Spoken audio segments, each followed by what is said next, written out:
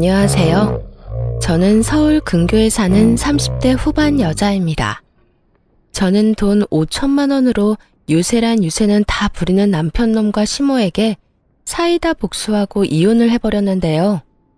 서론이 길어봤자 지루하시기만 하실 테니 다 생략하고 바로 시작해 보겠습니다.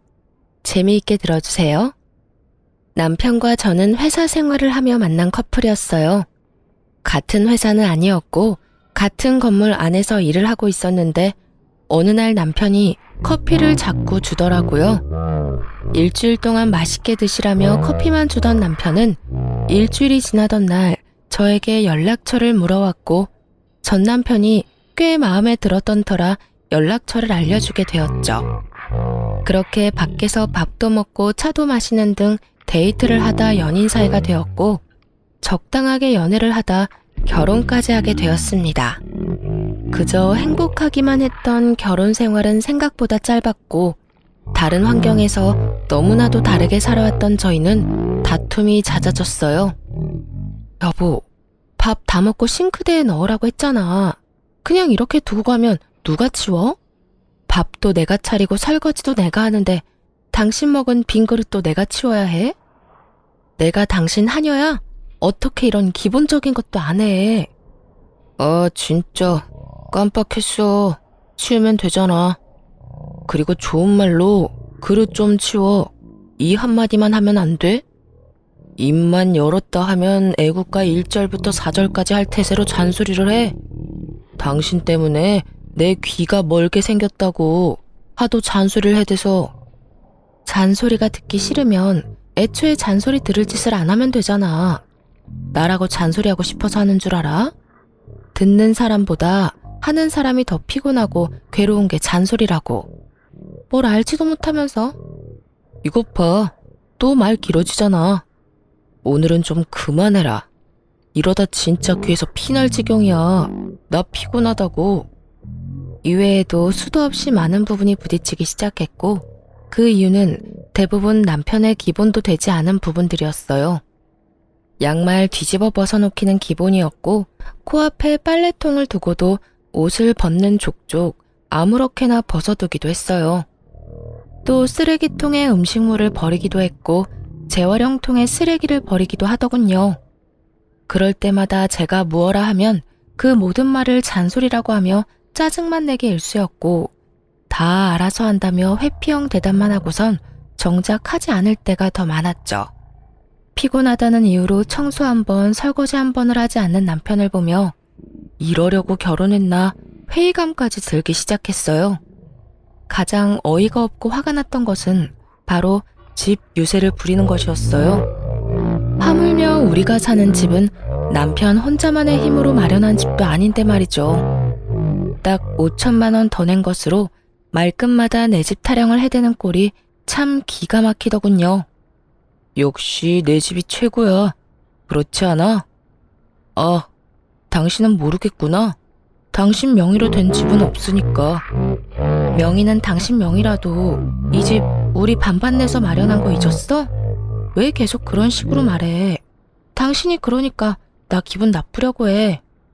반반은 아니지. 우리 집 돈이 5천만 원 더 들어갔잖아. 조금이라도 더 많이 낸 사람 지분이 더 많은 게 당연한 거 아니야? 그러니 당연히 여긴 내 집이 맞잖아. 명의도 내 명의고 말이야. 그러니까 나한테 잘해. 자꾸 잔소리만 하면 집에서 쫓아내버린다. 잘났다 잘났어. 내가 말을 말지. 당신 편할 대로 생각해. 그렇게 생각해서 당신이 행복하다면 됐다 됐어. 초반엔 좋은 게 좋은 거라 넘겼지만 저런 일이 계속 반복되니 더는 농담으로도 들리지 않고 짜증이 확 나더라고요. 남편이 강조하는 5천만 원도 다 사연이 있었어요. 결혼을 할 당시에 모아둔 돈으로 집을 마련하기엔 턱없이 부족했던 저희는 대출을 내서 집을 마련하기로 했는데 그 사실을 양가 부모님께서 아시곤 도움을 주셨었죠. 친정에서 보태주신 돈 중 5천만 원 가량을 가전 가구를 포함한 결혼식에 필요한 비용으로 쓰게 된 것이었죠. 그래서 엄연히 말하자면 정확히 반반 결혼을 한 것이었어요. 그런 집이었지만 집을 마련할 당시 시모는 공동 명의가 아닌 남편 명의로 하라고 난리를 부려대더라고요. 아들, 명의는 당연히 네 명의로 하는 거지. 원래 집은 남자 명의로 하는 거야. 요즘 젊은 애들 공동 명의 타령들 해대는데 엄마는 절대 싫다. 네 명의로 해. 알겠지? 알겠어. 알겠다고. 당신도 괜찮지? 괜찮아. 공동 명의보단 당신 명의로 하는 게 세금도 그렇고 여러모로 괜찮을 것 같네. 막무가내로 우겨대는 시모를 보며 황당하기도 했지만 그땐 이혼을 하게 될 거라곤 상상하지도 못했고 좋은 게 좋은 거란 생각을 하고 있던 터라 시모의 말에 따라 남편의 명의로 하게 되었죠. 세금 문제가 있기도 했고요. 대신 남편에게 신혼집은 엄연히 공동 명의이며 만약에 상황이 온다면 정확히 반반 나누기로 한다는 각서를 쓰게 했습니다. 하지만 남편 놈은 그깟 종이 쪼가리가 뭐가 대수냐고 생각하는 것인지 집 유세는 하늘 높은 줄 몰랐고 전 그런 남편을 보며 정이 뚝뚝 떨어지는 것을 느끼고 있었어요. 그것까지만 해도 내 발등 내가 찍었다며 결혼을 후회하고도 남을 텐데 시모까지 제 후회의 보탬이 되어주기 시작하더라고요. 시모는 우리 집을 제 집이라고 생각하는 것인지 틈만 나면 들락날락하며 사람을 괴롭히기 시작했어요. 그날도 시모는 연락 한 통 없이 집으로 들이닥쳤고 당연하다는 듯 저를 부려먹기 시작하더라고요. 어머님, 연락도 없이 무슨 일이세요? 저희가 집에 없으면 어쩌시려고요? 주말인데 너희가 어딜 가겠어? 그리고 우리 아들한텐 연락했는데 못 들었니? 네, 별말 안 했는데 들어오세요. 그런데 정말 무슨 일이세요? 무슨 일 있어요? 내 아들 집 오는데 무슨 이유가 필요하니? 우리 아들은 뭐 하니? 아, 지금 낮잠 자고 있어요. 피곤한가 봐요. 앉아 계세요. 지금 깨워볼게요. 아니야. 그냥 둬라. 피곤하면 좀 자야지. 그런데 너희 밥은 먹었니? 나는 오늘 하루 종일 뭘 제대로 못 먹었더니 배고픈데. 아, 시장하세요. 지금 바로 차려드릴게요. 그래, 그러면 간단히 쌈밥 좀 해먹자꾸나. 오리고기도 좀 굽고 양배추도 좀 찍어라. 집에 기본적인 쌈은 있지? 시모는 간단이라는 단어의 뜻을 모르는 것이 분명했어요. 물론 시모에게 차려주는 밥상이니 찌개찜은 다시 끓일 생각이었지만 나머진 냉장고에 있는 반찬을 내놓으려 했거든요. 갑작스럽게 집으로 들이닥친 사람이니 그 정도는 이해하겠지 했는데 시모는 간단히 집에 있지도 않은 재료들을 찾고 있더라고요. 어머님, 오리고기는 없고 삼겹살은 있어요. 쌈도 상추 깻잎은 있는데 양배추는 없고요. 너 회사 생활한다고 살림을 아무렇게나 살고 있는 거 아니니? 어떻게 가정집에 그 기본적인 것도 없니? 언제부터 그런 것들이 가정집에서 기본적으로 갖춰야 할 재료들이 된 것인지 알 수가 없더라고요. 그쯤 되니 시모는 그저 저에게 트집을 잡고 싶어 하는 것이 분명해 보였고 최대한 좋게 대하고 싶었던 제 마음이 깨끗이 사라지며 저 역시 지지 않고 시모 말에 대답했어요. 네, 저희 집엔 그런 찬들이 기본은 아니라서요. 그리고 어머님도 아시다시피 냉장고에 이것저것 쌓아두면 뭐 하나요? 신선도만 떨어지고 아차 하는 순간 상해서 버리기밖에 더 하겠어요? 일단 오늘은 그냥 드시고 다음에 연락하시고 오시면 오리고기 준비해 드릴게요. 아, 양배추도요. 그래, 너 잘났다. 잘난 며느리 잘 둬서 밥 한 끼 얻어먹는 게 이리도 눈치가 보이는구나. 그리고 너 아까부터 연락 타령을 해대는데 이 집 엄연히 내 집이기도 하지 않니? 이 집에 들어간 내 돈이 얼만데 아까부터 연락 타령인 거야. 넌 네 집에 갈 때 연락하고 가니? 남편이 누굴 닮아 그 모양인가 싶었더니 시모가 남편과 똑같은 말을 하더라고요. 저는 이번에야말로 확실히 집어줘야겠다는 생각을 했고 시모를 똑바로 바라보며 이렇게 말했어요. 어머님, 이 집이 왜 어머님 집이에요? 엄연히 저희 부부 집이죠. 어머님 돈만 들어간 거 아니고 저희 부모님 돈도 그 못지않게 들어갔어요. 어머님 말씀대로라면 저희 부모님도 이 집에 막 오셔도 되겠네요? 제 말에 시몬은 펄쩍 뛰며 이렇게 말하더라고요. 그건 아니지. 이 집 살 때 우리가 5천 더 보탠 거 잊었어? 그러니까 이 집에 대한 권리는 우리한테 더 있다고. 거기에다 이 집 명의도 내 아들 명의인 거 잊었어? 그런 내 집, 내 아들 집에 네 부모들이 왜 와? 내 아들 불편하게. 절대 난 그 꼴은 못 본다. 그 빌어먹을 5천만 원. 할 수만 있다면 시모의 입에다 던져주고 싶은 심정이었어요. 도대체 어느 나라 계산법에 따라 계산을 하면 저딴 결론이 나올 수가 있는 것인지 궁금해지더라고요. 전 다시 한번 정확히 반반 결혼임을 시모에게 말해주었습니다. 그 5천만 원 덜 들어가게 된 것도 이 집에 들인 가전 가구, 저희 결혼에 쓰인 여러 가지에 쓴다고 그렇게 된 거예요. 남편도 동의했고 그중 남편이 쓴 돈도 많고요. 그러니까 엄연히 이 집은 반반 보태서 마련했다고 볼 수 있죠. 그러니 저도 이 집에서 편해야 하지 않겠어요? 남편이 저희 부모님 오면 불편한 만큼 저 역시 어머님이 이런 식으로 오셔서 어머님 집인 양 들쑤시고 다니면 불편하고 힘들어요. 그러니까 연락하시고 오세요. 서로 좀 편하게 살자고요. 시모는 제 말에 얼굴을 붉히기 시작하더니 대바라진 X라는 말을 하고선 집으로 돌아가 버리더군요. 이런 일이 있고 난 후 시모는 저의 말에 잘 따라주더라고요. 너무 잘 말이죠. 시모는 집으로 오고 싶을 때마다 연락을 했고 그 연락의 빈도는 일주일에 5번 정도가 되었죠. 그쯤 되니 매번 거절하는 것도 힘든 상태가 돼버렸고 이리저리 변명을 해도 남편에게 연락을 해서 찾아와 버리더라고요. 그나마 다행이라고 할 수 있는 것은 남편 놈이 평일엔 오지 말라고 해줬다는 것이었어요. 하지만 주말엔 온다는 시모를 막지 않았고 그렇게 부부간의 주말은 없는 것이나 마찬가지였습니다. 시모가 오는 주말은 쉬어도 쉬는 게 아니었어요. 아침 대바람부터 찾아와 저녁 늦게나 돼서 돌아가니 곤욕도 그런 곤욕이 없더라고요.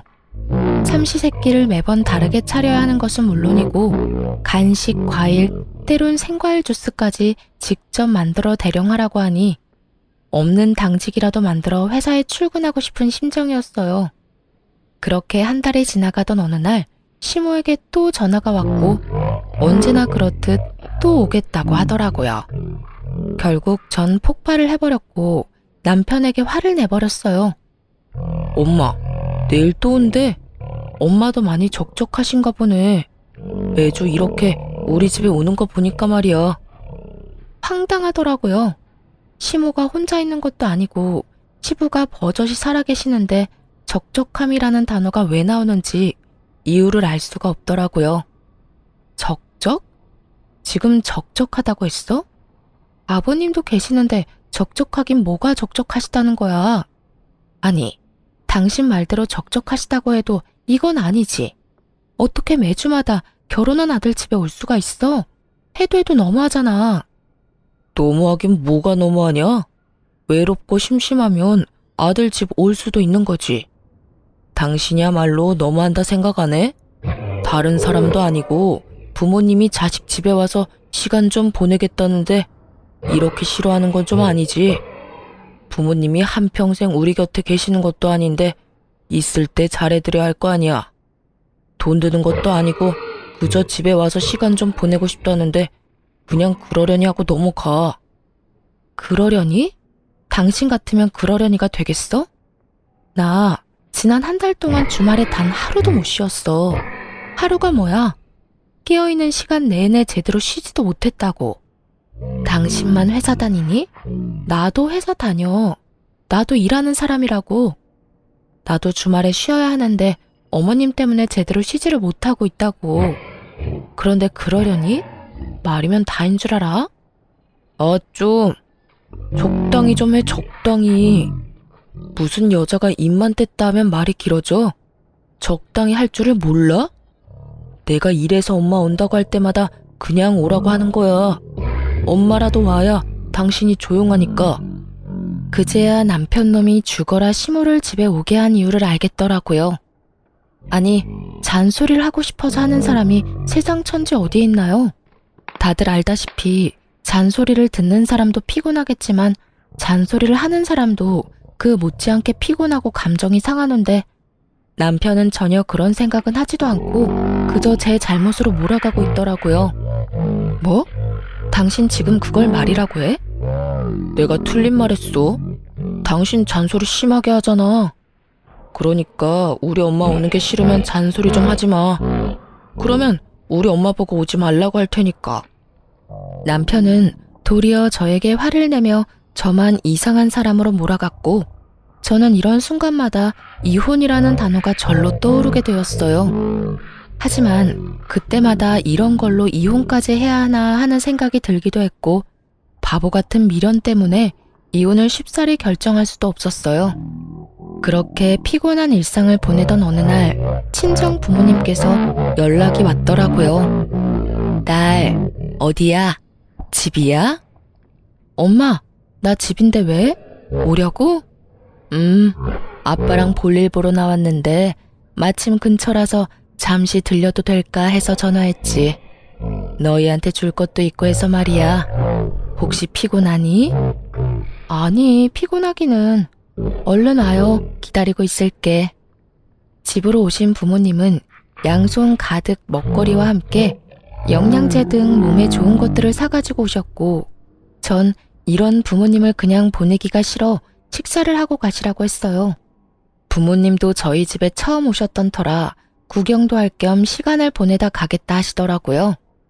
저는 부모님과 대화를 나누는 와중에도 온 신경이 안방에 가 있었어요. 왜냐하면 부모님이 오셨단 걸 뻔히 아는 남편놈이 인사는커녕 안방에서 나오지도 않고 있었기 때문이었죠. 도대체 이게 무슨 경우인가 싶더라고요. 이건 정말 선을 넘는 행동이잖아요.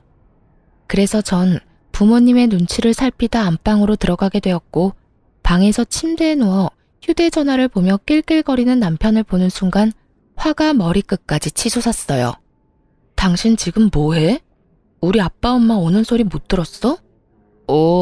들었어. 태연해도 너무 태연한 목소리였어요.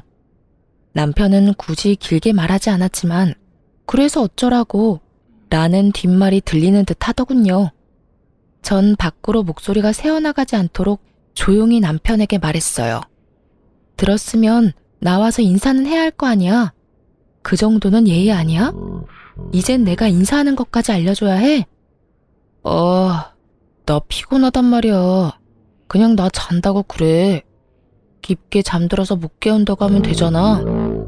정 안 되겠으면 그냥 나 없다고 그래. 내가 아예 안 나갈 테니까.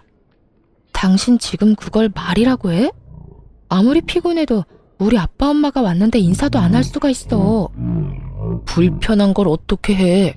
나 불편한 거 싫단 말이야. 주말엔 마음 편히 쉬어야 평일에 또 열심히 일할 거 아니야. 근데 오셨으면 주실 것만 주시고 가면 되지. 식사는 또 왜 하고 가신다는 거야? 아니, 애초에 주말에 찾아오신 거부터 좀 아니지. 너 진짜 말 다 했어? 네 엄마가 주말마다 찾아와서 삼시세끼 다 먹고 가는 건 되고 우리 부모님은 아예 와서도 안 된다는 이 말이니? 딸이랑 아들이랑 같아? 딸은 시집가서 출가 외인 아니냐. 여전히 침대와 한몸이 되어 입만 살아 움직이는 남편을 보는데 머리털을 다 뽑아주고 싶었어요. 이기적인 논리로 개소리를 하는 남편에게 하고 싶은 말은 많았지만 이야기가 더 길어지면 밖에 계신 부모님이 눈치를 채실 것 같더라고요. 그래서 전 남편을 두고 방에서 나왔고 부모님께는 남편이 피곤하다며 대충 얼버무렸습니다.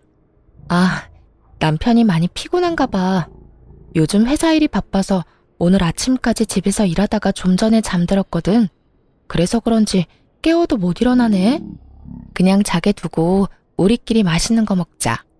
나중에 일어나면 전화하라고 할게. 아유, 전화도 됐어. 피곤하면 자야지. 밥이야 맨날 먹는 건데 뭘. 그냥 자게 두고 나중에 일어나고 큰 소리 내지 마. 엄마의 말을 듣는데 부모님께 더욱 죄송해지더라고요.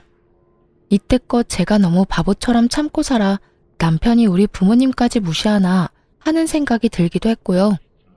그렇게 시작된 식사 자리, 마냥 좋을 순 없는 상황이었죠.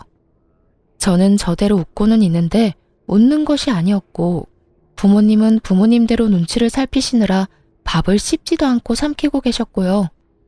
그렇게 눈코 뜰 새 없이 식사를 마친 부모님은 서둘러 돌아가 버리시고 저는 그간 참아왔던 분노가 터져버렸어요.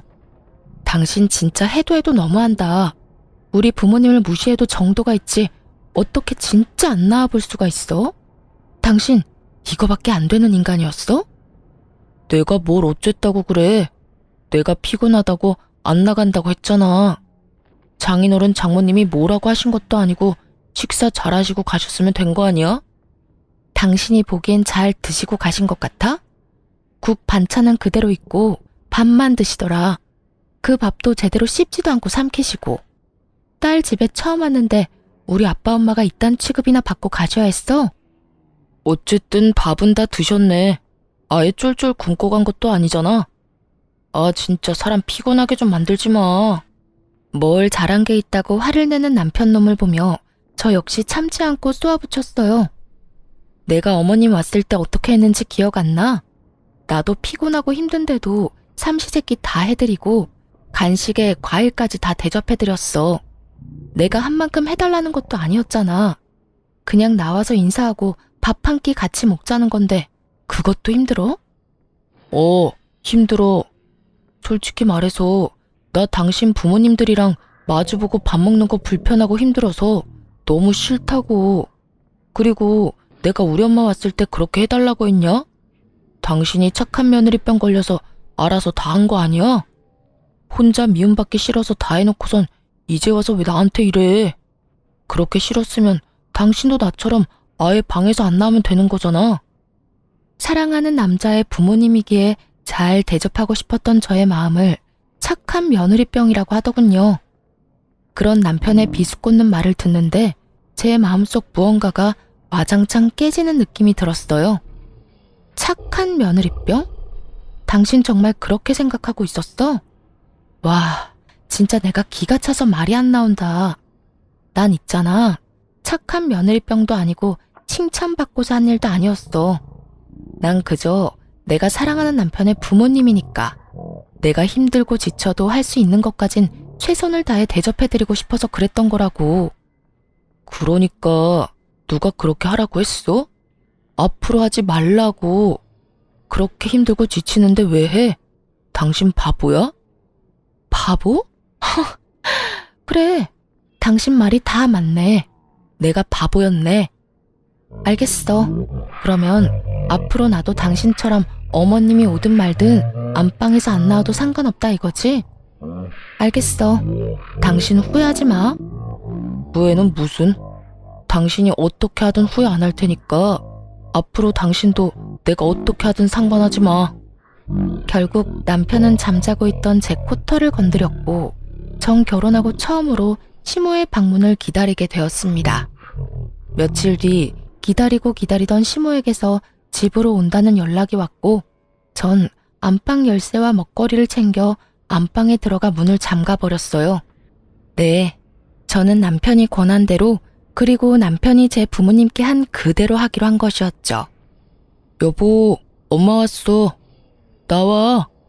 여보, 엄마 왔다니까. 뭐 하는 거야 도대체? 문이 왜 잠겨있지? 여보, 여보, 여보! 남편은 밖에서 문을 두드리며 소리를 질러댔고 전 휴대전화로 보고 있던 동영상 소리를 최대치로 올려버렸어요. 이게 무슨 소리야? 쟤 지금 방에서 TV 보고 있니? 이게 감히 시어머니가 왔는데 이게 무슨 짓이야? 어디 버르장머리 없게 인사는커녕 얼굴도 안 내밀어. 저게 나를 무시해도 유분수지. 이게 뭐 하는 짓이야? 시모는 노발대발하며 갖은 험한 말들을 쏟아내고 있었고 남편 역시 자기가 한 짓은 기억나지도 않는 것인지 지치지도 않고 문을 두드리더군요. 그렇게 1시간쯤 지났을까요? 시모가 이를 바득바득 깔며 이렇게 말했어요. 내가 가만히 있을 줄 알아? 두고 봐 너. 시모가 돌아가는 소리가 들리고 문을 열고 거실로 나갔더니 남편놈이 씩씩거리며 저를 쏘아보더라고요. 당신 미쳤어? 이게 뭐 한 짓이야? 뭐 하는 짓이긴 다 당신한테 배우고 당신이 시킨 대로 하는 짓이지. 뭐? 당신이 그랬잖아. 다음에 어머님 오시면 나한테도 안방에서 나오지 말라며. 당신 시킨 대로 한 것뿐인데 왜 화를 내? 그 말을 곧이 곧대로 믿는 사람이 어디 있어? 그냥 한 말이잖아. 그냥 당신 잔소리 듣기 싫어서 아무렇게나 나오는 대로 한 아무 의미 없는 말. 당신한텐 아무 의미 없는 말일지 몰라도 나한테는 아니었어. 그러게 말을 할 땐 생각을 좀 하고 말을 하지 그랬어. 아, 그리고 어머님껜 당신이 잘 말해줘. 나 회사 일로 너무 피곤해서 휴대전화로 TV 보다가 깊게 잠들어서 몰랐다고 말이야. 아니다. 그렇게 문을 두드리고 고함을 질러대는데 너무 말이 안 되나? 그냥 문 따고 들어가니까 기절해 있었다고 그래. 그래서 병원 다녀왔다고 하면 되겠네. 하여튼 좀 부탁할게. 남편은 자기가 한 짓이 그제야 생각나는지 아무 말도 하지 못하고 그저 저를 계속해서 쏘아보더라고요. 그렇게 쏘아보기만 하던 남편놈은 그나마 생각이란 건 있었는지 시모에게 연락을 해 제가 시킨 대로 알고 보니 제가 잠시 혼절해 병원에 다녀왔다고 거짓말을 했고 시모는 믿는 듯 넘어가더군요. 아무래도 아들이 그렇게 말을 하니 의심쩍긴 하지만 믿고 넘어가는 듯 했어요. 믿지 않았다면 진작 연락이 와 노발대발 화를 냈을 텐데 따로 연락이 오지 않을 뿐더러 찾아오지도 않았으니까요. 그렇게 남편과의 신경전이 계속되며 이혼이 가까워지던 어느 날 한동안 잠잠했던 시모에게서 연락이 왔더라고요. 예, 회사니? 네, 회사예요. 바쁠 테니 본론만 말아마. 집 비밀번호 뭐니? 네? 비밀번호요? 그건 왜요? 왜긴 왜야. 집에 들어가려고 그러지. 그러니까 주인도 없는 집에 왜 들어가시려고 하냐고요. 다름이 아니라 우리 장남이 이혼을 했다지 뭐냐. 아직 네 시아버지는 몰라서 잠시 거기서 지내야 하겠다. 산 넘어 산인 상황이었어요. 힘들게 시모를 못 오게 했더니 이젠 아예 시숙이 와서 살겠다고 하니 산 넘어 산이 아니겠어요? 가족끼리 어려우면 도울 수도 있다고들 하시는데 저 역시 그렇게 생각합니다. 그런데 저딴 시댁 식구를 가족이라고 할 수 있는 것인지 의문인 상황에서 시숙까지 데리고 살아야 한다는 건 말도 안 되는 소리일 뿐더러 절대 용납해서도 안 될 일이었죠. 아무리 상황이 그렇다고 해도 그건 아니죠. 제가 왜 아주버님까지 데리고 살아야 해요? 그것도 저희 집에서요. 얘가 아직도 이러네. 그 집은 네 집이 아니라 내 집, 우리 아들 집이라니까. 그러니까 내 아들이 거기서 지내는 건 어찌 보면 당연한 일 아니니? 그러니까 계속 같은 말 시키지 말고 얼른 비밀번호부터 말하거라. 어머님이야말로 말도 안 되는 소리 좀 그만하세요. 어찌되었든 전 비밀번호는 절대 못 알려드리니 그런 줄 아시라고요. 됐다. 내 아들한테 물으면 그만이지. 끊어라. 내가 너하고 무슨 대화를 하겠다고 너한테 전화를 했는지. 괜한 시간 낭비만 하고 기분만 상했어. 시모는 전화를 끊어버렸고 불안한 마음에 남편에게 전화를 해보니 다행히도 전화를 받더라고요. 여보, 어머님 연락해와서 우리 집 비밀번호 알려달라고 하면 절대 알려주면 안 돼? 갑자기 이게 무슨 소리야? 우리 엄마가 비밀번호를 알려달라고 한다고? 왜? 아주버님 이혼하셨는데 아직 아버님이 몰라서 한동안 우리 집에서 지낸다잖아. 이게 말이나 돼? 하여튼 당신 비밀번호 절대로 알려주지 마. 알려주기만 해봐. 나 진짜 가만히 안 있어. 틀린 말도 아닌데 왜 이렇게까지 매정하게 굴어? 형이 오갈 데가 없으면 우리 집에서 지내는 게 당연한 거 아니야? 설마 했더니 남편 역시 시모와 별반 다르지 않은 말을 뱉어내고 있더라고요. 오갈 데가 없는 시숙이 왜 우리 집에 살아야 하냐고 따져봤자 돌아올 대답은 뻔했기에 전 그저 제 뜻을 확실하게 전해주기로 했습니다. 뭐? 당신 진짜 미쳤어? 그 집이 당신 혼자 사는 집이야? 그 집 우리 부부 집이야. 그런 집에 왜 아주버님이 사냐고. 난 싫어. 나 진짜 싫다고 했어. 가르쳐주면 나 진짜 가만히 안 있을 거야. 이거 엄포 아니고 진짜 진심으로 하는 말이야.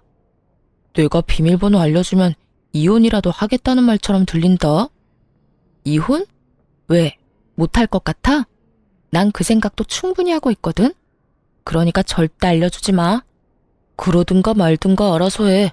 난 알려줄 테니까. 여기까지만 해도 충분히 화가 나는데 바로 이어지는 남편의 말은 정말 가관이었어요. 이혼? 웃기고 있네. 네가 얼마나 계산적인 여잔데 집을 포기하면서까지 이혼하겠어? 집 내 명의인 건 알고 있지? 이혼도 네 입에서 나와서 난 위자료 줄 필요도 없고 집 명의도 내 명의라서 이혼하면 넌 한 푼도 못 받아. 그런데도 할 수 있을 거라 생각해? 정말 남편은 저에 대해서 뭘 몰라도 한참 모른다는 생각이 들더라고요. 그 순간 전 비로소 이혼을 결심하게 되었고 마음 준비를 끝내고 집으로 갔습니다. 집에는 예상대로 남편 시숙 시모가 웃으며 TV를 보고 있었고 저를 본 시모는 숨쉬듯 자연스럽게 밥을 하라고 하더군요. 저는 무건수행을 하듯 아무 말도 하지 않은 채 밥을 차렸고 그런 저를 보며 시모는 제가 들으라는 양 큰 소리로 이렇게 말을 하더라고요. 진작 저렇게 고분고분하게 굴었으면 얼마나 좋았을 거야. 구박은 구박대로 받고 일은 일대로 하고 다 자기가 이 사태를 만든 거지 뭐. 하여튼 저리 현명하지 못하니 저 고생을 하는 거 아니겠어? 저래서 회사는 어떻게 다니나 몰라. 시모의 말에 시숙과 남편은 깔깔거리며 웃어댔지만 전 그러거나 말거나 상을 차렸어요. 밥상이 다 차려진 것을 본 세 사람은 누가 먼저라고 할 것도 없이 자리에 앉았고 제가 만든 국과 밥을 먹은 세 사람은 동시에 고함을 질러대기 시작했어요. 이게 무슨 맛이야? 당신 요리하면서 간 안 봤어? 맵고 짜고 이게 다 뭐야? 도저히 먹을 수가 없잖아. 그러게요, 재수씨. 이건 도저히 못 먹겠는데요. 이건 음식이 아니라 테러에 가까워요. 넌 진짜 제대로 하는 게 뭐니? 내 아들한테 이때까지 이딴 음식 해 먹인 거니? 마음보가 고약하면 음식이라도 잘해야지. 뭐 하나 내세울 것도 없으면서 대체 뭘 믿고 시집을 온 건지. 내가 요즘 너만 보면 한숨이 나온다. 그래요. 저는 그들을 위한 마지막 만찬으로 소태밥, 청양고추국, 간장을 들이부은 반찬을 만들어 상을 차렸던 것이었어요. 제발 이거라도 먹고 정신 차리란 뜻이었죠. 세 사람은 저에게 짜증을 내고 있었고 전 숟가락을 신경질적으로 내려놓으며 이렇게 말했습니다. 저라고 뭐 다르겠어요? 어머님은 한숨만 나오겠지만 저는 어머님 보면 화병이 날 것 같다고요. 그리고 이 음식들이 마음에 안 들어도 다 드세요. 마지막 만찬이라 특별히 신경 쓴 거라고요. 마지막 만찬이라니 너 그게 무슨 말이냐? 뭐 무슨 이혼이라도 하겠다는 말이야? 네, 저 이혼하려고요. 그러니 이혼한 두 아들 끌어안고 잘 사세요. 행복하게 잘.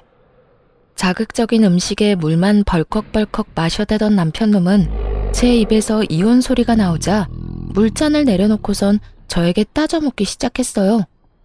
당신 진짜 왜 그래? 아까 내 말 다 듣고도 이혼하겠다는 말이 나와? 당신 나하고 이혼하면 땡전 한 푼 없이 쫓겨나는 거랑 마찬가지라고. 그래도 나랑 이혼하겠다는 말이 나와? 그건 네 생각이고 설사 한 푼 못 받는다 해도 난 너랑 이혼할 거야. 더는 너 같은 인간이랑 살고 싶지도 않아. 뭐? 너 같은 인간? 당신 진짜 말 가려가면서 못해? 여기 우리 엄마도 계신 거 몰라? 그렇게 어른 공경할 줄 아는 놈이 우리 부모님 왔을 땐 그따위로 행동했어? 말 가릴 줄 아는 놈이 나한테는 그따위로 말했냐고. 다 네가 하는 대로 돌려받는 줄 알아. 남편은 지은 죄가 있으니 입을 닫아버렸고 시모는 남편이 저에게 밀린다 싶으니 나서기 시작했어요. 아들, 됐다. 그냥 이참에 이혼해버려. 들었지? 당신 엄마도 이혼하라고 하잖아. 그러니까 구질구질하게 굴지 말고 이혼 좀 하자. 너 지금 구질구질이라고 했니? 아무리 본데 없이 컸다 해도 그렇지 어른 앞에 두고 어떻게 그딴 말을 짓거릴 수 있는 거야? 제가 본데 없이 컸으면 어머님은 아들을 얼마나 엉망으로 키웠길래 둘 다 저 모양 저 꼴이에요? 남의 집 귀한 자식 욕하기 전에 어머님 자식 교육이나 똑바로 시키세요. 이혼할 마당에 겁날 것이 없었던 저는 하고 싶은 말을 그냥 다 해버렸고 시모는 이런 저를 보며 화를 내려나 싶더니 이내 입을 다물곤 남편에게 이렇게 말하더군요. 얘 말하는 거 다 들었지 아들? 그냥 이혼해버려. 그렇지 않아도 저딴 며느리 갈아치우고 싶었는데 잘 됐어. 집도 네 명이겠다. 너한텐 이혼이 여러모로 이득이니 그냥 해버리고 좋은 여자 찾아서 재혼이나 하거라. 집 있겠다, 능력 있겠다. 우리 아들 처녀한테 장가갈 수 있을 것이야.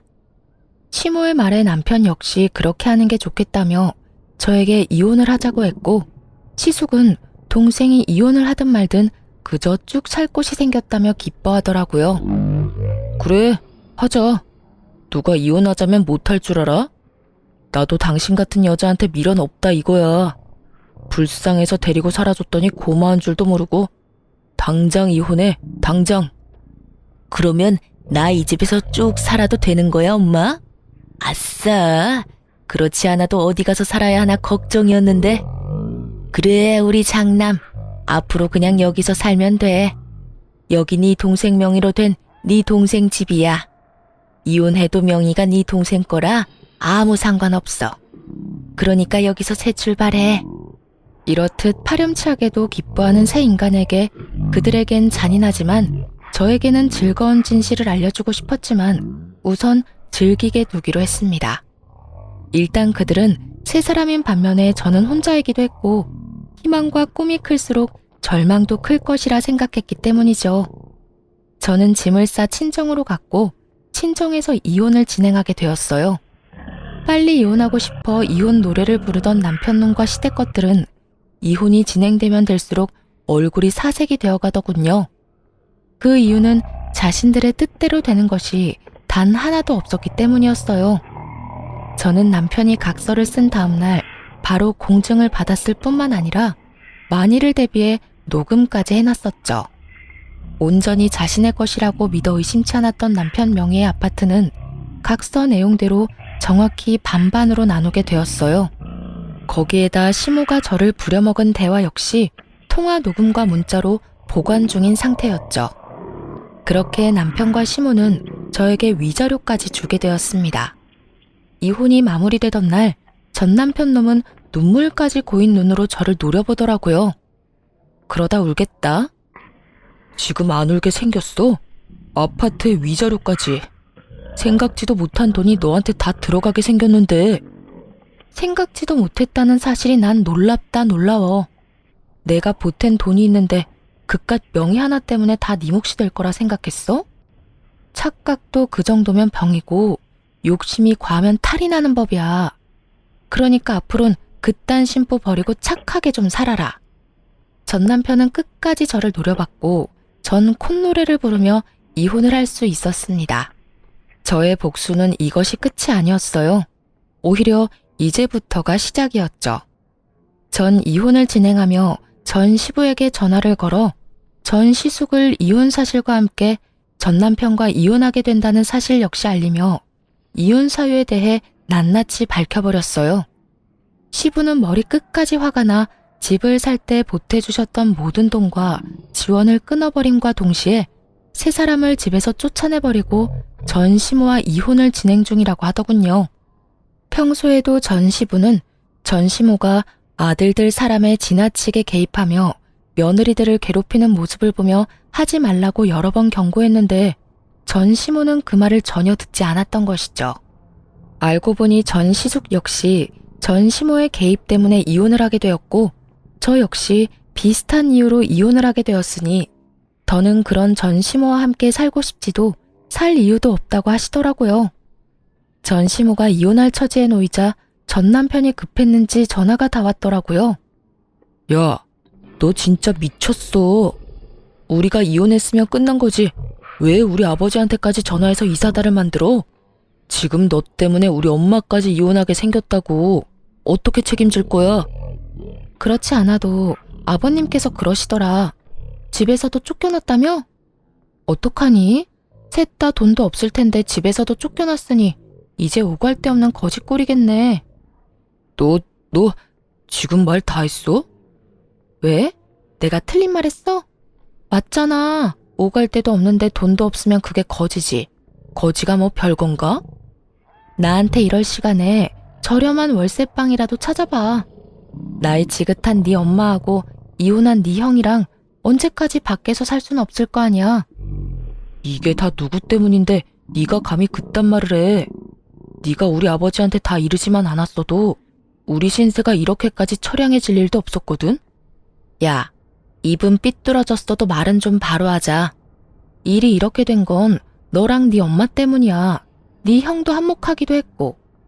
잘못은 너랑 네 가족이 다 해놓고 왜 애먼 사람 잡고 난리야? 하긴 지금까지 이 모양 이 꼴이니 아버님이 자식까지 다 내쫓아버렸겠지. 안 봐도 뻔하다. 야, 난 더는 너 같은 인간이랑 말씨름하고 싶지도 않거든? 그러니까 전화 끊어. 차단할 거니까 다신 연락도 하지 말고. 오고 가다 마주쳐도 아는 척도 하지 말자 제발. 저는 전화를 끊고 차단을 해버렸습니다. 그 후 전 남편과 전 시모, 전 시숙은 단칸방을 얻어 들어갔다고 하더라고요.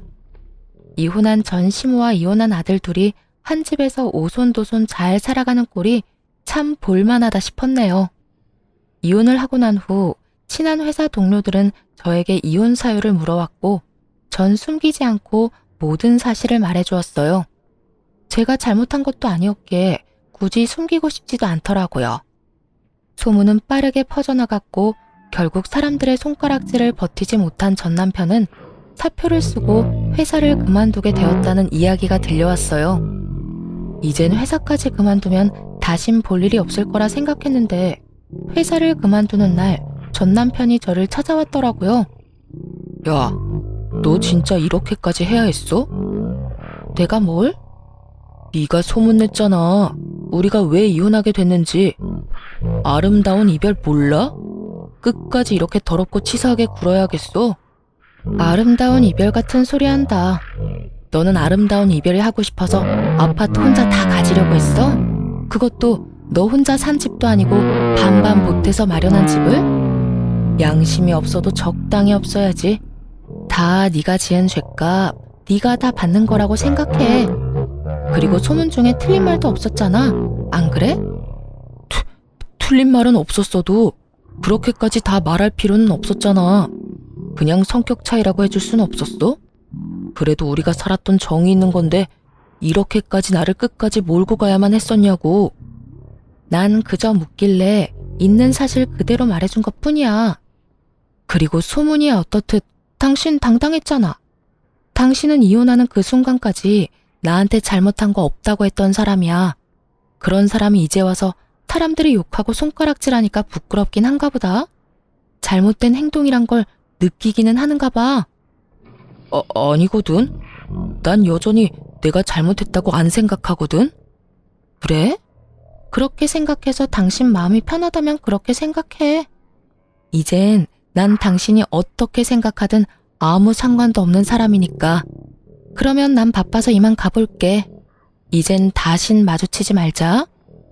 돌아서는 제 뒤로 남편의 험한 말들이 들려왔고 전 머리 위로 가운데 손가락을 보여주며 대답을 대신했습니다. 그 한 방에 제 모든 울분이 날아가는 기분이 들더군요. 그 후 전 남편을 포함해 전 시댁 식구들의 소식은 들을 수 없었으나 어떻게 지낼지는 뻔했기에 굳이 알고 싶지도 않았어요.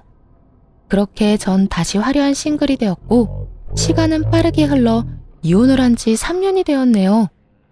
전 여전히 회사 생활을 하며 잘 지내고 있습니다. 요즘엔 여러 모임에 참석해 사람들과 즐거운 시간을 보내며 이혼의 아픔을 점점 잊어가고 있는 중입니다. 남편에 대한 미련은 없다고 하나 이혼을 마음먹게 되었던 과정부터 이혼을 하게 되는 과정까지 너무 힘든 일의 연속이었기에 처음엔 참 많이 힘이 들더라고요. 멍청하게도 그 모든 게 제 탓인 것만 같은 순간들이 있기도 했고 후회스러운 날들이 있기도 했어요. 그야말로 기분이 롤러코스터를 타는 날들이었어요. 하지만 그런 날들은 길지 않았고 전 이제 그런 못난 생각들을 더는 하지 않습니다. 저의 잘못이 전혀 없었다고는 생각하지 않지만 언제나 원인은 전 남편이었고 나름대로 문제를 해결하기 위해 노력해왔다고 생각하니까요. 그래서 이젠 후회도 하지 않고 모든 걸 훌훌 털어내고 제 삶을 위해 살아가고 있어요. 요즘처럼 제 삶에 만족하며 지냈던 적이 없었던 것 같아요. 매 순간 매 시간이 소중하게 느껴지기도 하고 가끔씩 찾아오는 정막을 오롯이 즐기며 지내기도 하고요. 요즘엔 이혼이 내가 한 결정 중에 가장 잘한 결정이라고 느낄 만큼 행복하게 잘 살고 있어요. 혹시 사연을 듣고 계신 분들 중에 저처럼 남편과 시댁 때문에 이혼을 고민하고 있는 분이 계시다면 이런 말을 해드리고 싶어요. 이혼 쉬운 결정이 아닌 것은 분명합니다. 저 역시도 그런 말도 안 되는 상황에서도 꽤 긴 시간 이혼에 대해 고민했고 쉽사리 결정하지 못했던 것이 사실이니까요. 그런데 돌이켜보니 그 모든 순간들이 결코 저를 위한 시간들이 아니었더라고요. 그 시간들은 제 영혼을 갉아먹는 시간들이었고 그 모든 순간이 그저 괴롭기만 한 지금은 떠올리기도 싫은 나쁜 기억일 뿐이었어요.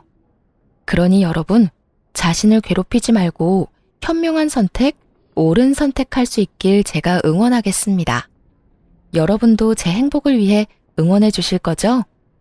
저는 이만 물러가 보겠습니다. 긴 시간 들어주셔서 감사합니다. 안녕하세요. 혹시 자식 농사를 짓는다는 말 아시나요? 자식을 키우는 일을 농사에 빗대어 하는 말인 거 다들 아실 거예요. 그러면 어떤 자식들이 잘 큰 자식이라고 생각하세요? 오늘 이 질문의 대답과도 같은 사연글을 들려드릴까 싶어요. 저는 남편과 소개로 만났어요. 남편은 당시에 준 종합병원에서 일하는 의사였고 저는 대기업에 취직해서 어느 정도 연차가 쌓인 경력자였어요. 대화를 해보니 서로가 맞는 면이 많고 부족한 점을 서로 보완해줄 수 있다는 점 덕분에 연애 관계로 발전해서 결혼까지 올 수 있었어요. 그런 저희 연애의 가장 큰 걸림돌은 시댁이었어요. 정확하게 말하면 시모 때문이었죠. 시댁은 잘 사는 편으로 시부는 사람 좋은 인상에 싫은 소리를 잘하지 못하는 사교적인 사람이었어요. 그런데 시모는 시부와 정반대였어요. 성미가 괴팍하고 사람을 들들 볶는 면이 있다고 할까요? 자존심이 강하고 자신의 의견을 굽히지 않는 타입이었죠. 내가 자랑하는 건 아니지만 나는 자식 농사 하나는 잘 지었다고 생각하는 사람이야. 어딜 가서 의사 아들의 회계사 딸, 교수 사위 뒀다고 하면 다들 어떻게 자식들 그렇게 잘 키웠냐고 물어보거든. 그러니까 내가 얼마나 이 결혼 이야기에 대해서 낙담하고 있는지 알겠지? 처음 저를 봤을 때 시모가 한 말이었어요. 자식을 번듯이 키워낸 시모의 자부심이 가득한 말이었지만 그 이야기를 듣는 내내 기분이 나빴어요. 제가 급에 맞지 않다고 생각하는 것 자체가요. 엄마, 그만하세요. 제가 이 사람 좋아해서 만나는 거예요. 착하고 이해심도 많고 직업도 좋고. 전 이 사람 아니고는 결혼 안 할 겁니다. 착하고 이해심 많고 직업도 좋은 여자들보다 나는 우리 아들 내조나 잘해줄 좋은 집안 며느리를 원해. 동네에서 장산하는 그런 별 볼 일 없는 집안 자식 말고 내가 그 정도 원하는 게 욕심인 거니? 아들이 의사고 내 딸이 회계사인데 사람들은 수준이 맞는 사람들끼리 어울려야지. 네가 지금은 이렇게 콩깍지 때문에 죽고 못 사네 하겠지만 살아봐라. 내 말 틀린 거 하나 없을 거다. 아가씨가 뭐 하는 사람인지는 모르지만 이미 집안이 우리랑 급이 안 맞아. 결혼 승낙을 맡으러 간 자리에서 들어야 할 말은 아니었죠.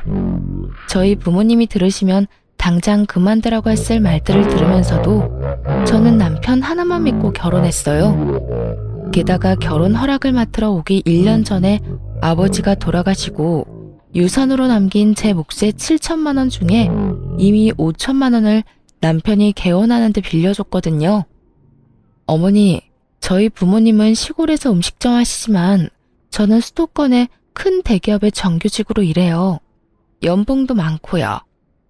그리고 저희가 절대로 헤어질 수 없는 이유가 있어요. 이 사람 이번에 개원 준비할 때 제가 돈 빌려줬거든요. 헤어지면 지금 당장 그 돈 돌려줘야 하는데 그러면 개원 미뤄야 할걸요? 개원 엄청 좋아하셨다고 들었는데 괜찮으세요? 대기업 연봉에 개원 자금까지 빌려줬다는 말이 시모의 마음을 간신히 돌려놓긴 했어요. 그때 시모의 표정을 잊을 수 없어요. 그 정도면 최소한의 도움은 되겠구나 싶은 표정. 기분이 개떡 같았지만 남편과 시부 때문에 참았어요. 그렇게 결혼하고 저는 무척 바쁘게 지냈어요. 내조를 원하는 시모를 생각하며 바쁘고 힘든 일정에도 남편의 건강과 식사에 신경을 썼죠. 그렇지만 결혼 1년 만에 아이를 가져 육아휴직을 쓴 뒤 다시 출근을 해야 했을 때는 정말 너무 시간이 없었어요. 정신도 없었고요. 애 키우는 부모들은 모두 잘 알 거예요. 애를 키우며 일을 한다는 게 얼마나 힘든지.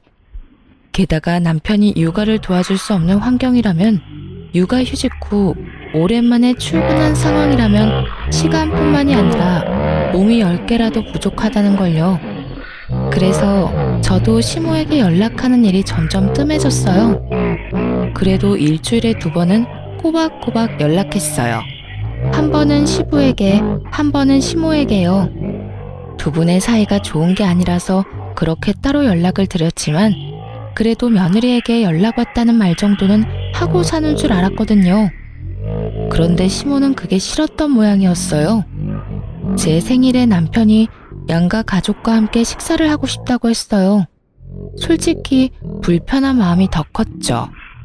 사돈은 멀수록 좋다는 말도 있는데다가 동생이 로스쿨 졸업 후에 변호사 시험을 봤는데 첫 해에 떨어져 버렸거든요. 아마 밖에 나오는 것도 부담스러울 테고 다른 사람 입에 오르내리는 것도 싫을 거라고 생각했거든요. 남편은 그러면 양가 부모님만 모시고 제 생일 파티를 하자고 했어요.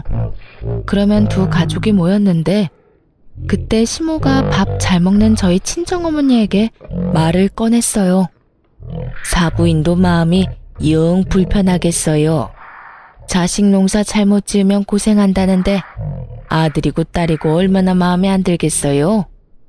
아들은 변호사 시험에 떨어지고 딸은 시댁 어른들에게 최소한의 도리도 지키지 못하는 쭉정이고. 참 대단하시네요.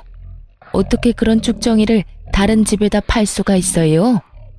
나 같으면 부끄러워서라도 그렇게 못할 텐데. 한순간 숨이 멈춘 것처럼 조용해졌어요.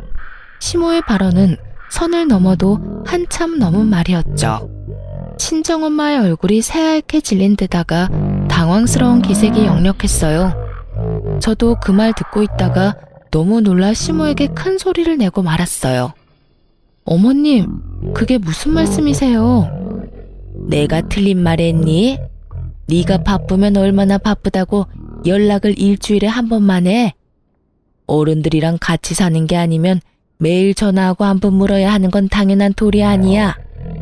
그리고 내가 없는 말 한 것도 아니고 자식 농사 이따위로 지을 바에야 아예 자식을 안 낳는 게 좋지. 어머님, 그게 불만이시면 저한테 말하시면 되잖아요.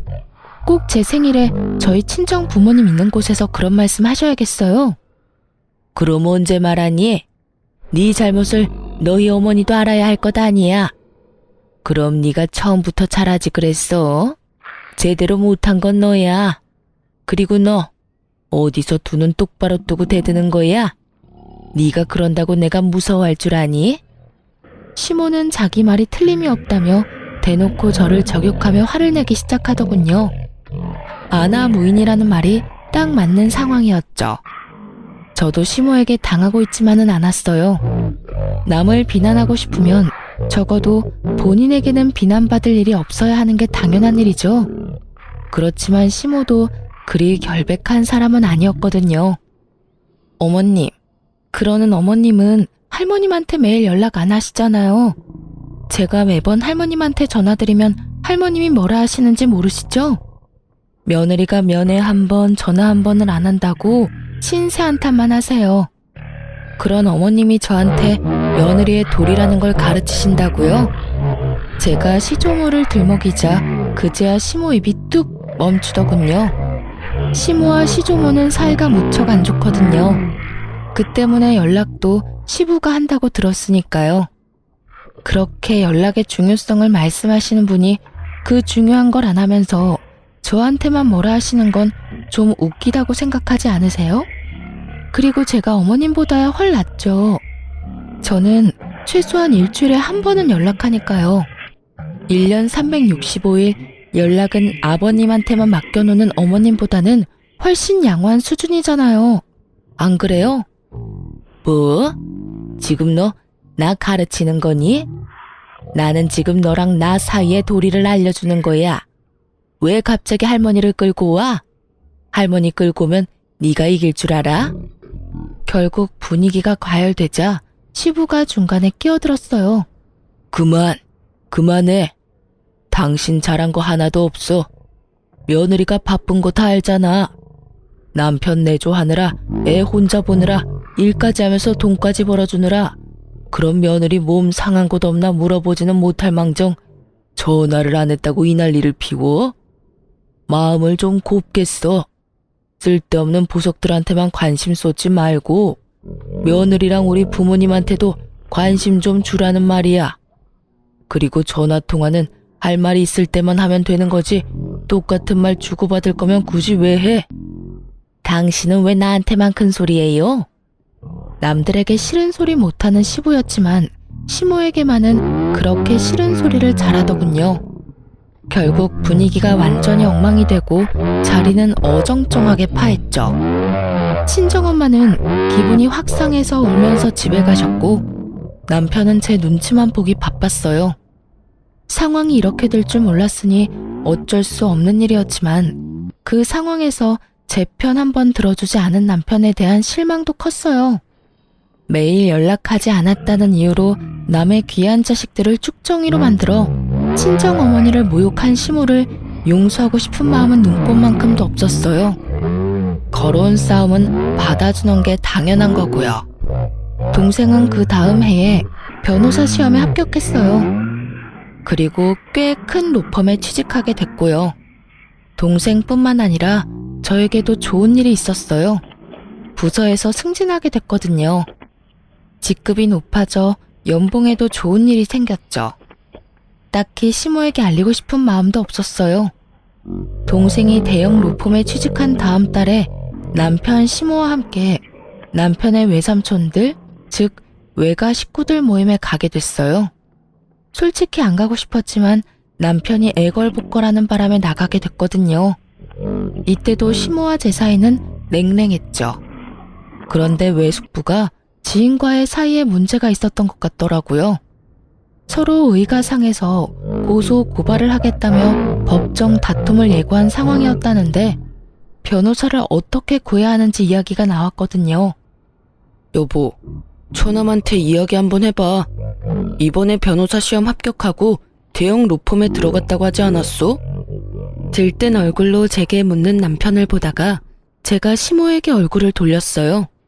시모가 아주 도도하고 당연한 얼굴로 저한테 명령을 했어요. 그래, 사돈 총각한테 이야기해보거라. 오빠, 걱정하지 마. 내가 다 해결해 줄게. 이런 일은 전문가한테 맡기는 게 좋아. 내 인맥이면 해결 못할 게 없지. 저는 어이가 없었죠. 쭉정이라며 자식 농사 제대로 못 지었다고 비아냥거릴 때는 언제고 이제 와서 호언장담하며 소개를 해달라니. 그렇게 해주고 싶은 마음 전혀 없어서 저도 말했죠. 어머님, 죄송한데 이야기 못할 것 같아요. 저번에 어머님이 저희 동생한테 시험도 한 번에 합격 못한 쭉정이라고 욕한 거 동생이 다 전해 들었거든요. 제가 부탁해도 동생이 안 들어줄 확률이 너무 커요. 그리고 어머님도 쭉정이한테 부탁하는 거 무섭지도 않으세요? 저희랑 급이 맞다고 생각하지도 않으시니 변호사는 다른 데서 알아보세요. 저의 빈정거림에 시모의 얼굴이 수치스러움으로 확 일그러졌어요. 너 내가 저번에 그런 말 했다고 그걸 그대로 가서 일러 바쳤니? 도대체 애가 왜 그렇게 입이 싸? 그리고 시어머니가 하라면 해야지 무슨 할 말이 그렇게 많아? 제가 쭉정이라서 그런가 보죠. 어차피 어머님이 지은 농사도 아닌데 어머님 것처럼 여기지 마세요. 자식 농사 잘 지은 아들딸이 변호사는 아니지만 좋은 직업 가지고 있잖아요. 하긴 저한테 나쁜 소리 할 때는 저희 집에 도움 구하게 될 줄 몰랐겠죠? 이쯤 되니 아버님 하신 말씀이 계속 생각나네요. 마음을 좀 곱게 쓰셨으면 제 동생도 도움을 줬을 텐데. 저희 어머니 그날 울면서 집에 가는 바람에 동생이 마음에 맺힌 게 많은 모양이에요. 제 말에 시모가 볼살이 부들부들 떨리도록 저를 째려보더군요. 정말 웃긴 건 제가 시모에게 그런 이야기를 하는데도 아무도 시모 편을 들어주지 않았다는 거예요. 평소에 얼마나 가족들에게 야박하게 굴었는지 알 수 있는 상황이었죠. 솔직히 며느리가 시어머니에게 대드는 모습이 집안 어른들에게는 나쁘게 보일 수밖에 없는 상황인데도 불구하고 사람들의 눈은 모두 시모를 탓하고 있었거든요. 야, 너 정말 사돈한테 그런 식으로 이야기를 했어? 너 정말 어떡하려고 그래? 이 오빠가 얘기하지 않더냐? 사람이 인심이 없고 성미가 괴팍하면 행동거지 말이라도 조심해야 한다고. 너 언젠간 네가 한 행동 고스란히 돌려받을 때가 올 거라고 내가 이야기했지? 어휴, 동네 창피해서 원. 오빠는 누구 편이야? 아니, 급이 맞아야 이야기를 할 거 아니야, 급이. 솔직히 우리 집안에 대볼 수 있는 집안이기나 해. 시골에서 장사하는 사람들. 나는 우리 아들이 이런 애보다 더 좋은 며느리 데려올 수 있을 거라고 생각했어. 그래서 내가 그런 말 한 거지. 그리고 틀린 말도 아니잖아. 며느리 꼴랑 대기업 다니는 거 가지고 그거 아무나 다 다녀. 뭐 그렇게 내세울 거 있다고? 대기업을 누가 아무나 다녀? 너 진짜 그 콧대가 한도 끝도 없이 높아져서 어떡하려고 그러냐? 애들 일이고 이미 결혼했어. 그러면 너도 마음 놓고 후덕한 시어머니 노릇을 해야지. 아우, 시끄러워. 잔소리 좀 그만해요. 너희들 볼일 끝났으니까 집으로 돌아가. 시모가 영 그 자리에 있기 불편했는지 저희 보고 나가라고 하더군요. 저보다 시모가 더 불편한 자리였던 것 같더라고요. 그렇게 시모와 헤어지고는 더 이상 연락을 하지 않았어요. 남편에게 단단히 일렀거든요. 시부가 하는 것처럼 앞으로 시어머니와의 대화는 남편이 무조건 책임지고 하라고요. 남편은 제 눈치를 보며 알겠다고 고개를 끄덕였어요. 솔직히 남편 탓이 아니라는 걸 알지만 그래도 실망스러운 건 어쩔 수 없잖아요. 저와 친정 편을 들어주지는 못해도 시모를 말려줄 수는 있을 텐데 그것마저 못하는 남편을 믿고 있을 수만은 없더라고요. 어쨌든 외가 가족들 앞에서 못된 시어머니로 찍힌 시모는 더 이상 저한테 연락을 강요하지는 않았어요. 솔직히 마음은 편했죠.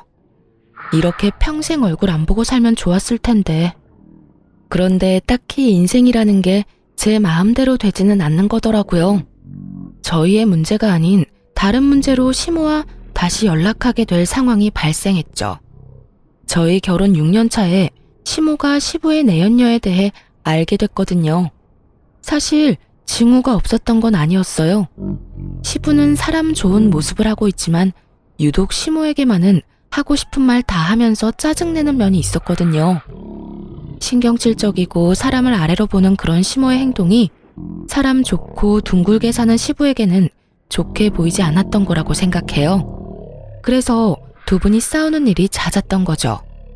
솔직히 며느리로 있으면서 두 사람이 서로 크게 간섭하지 않는다는 느낌을 받았거든요.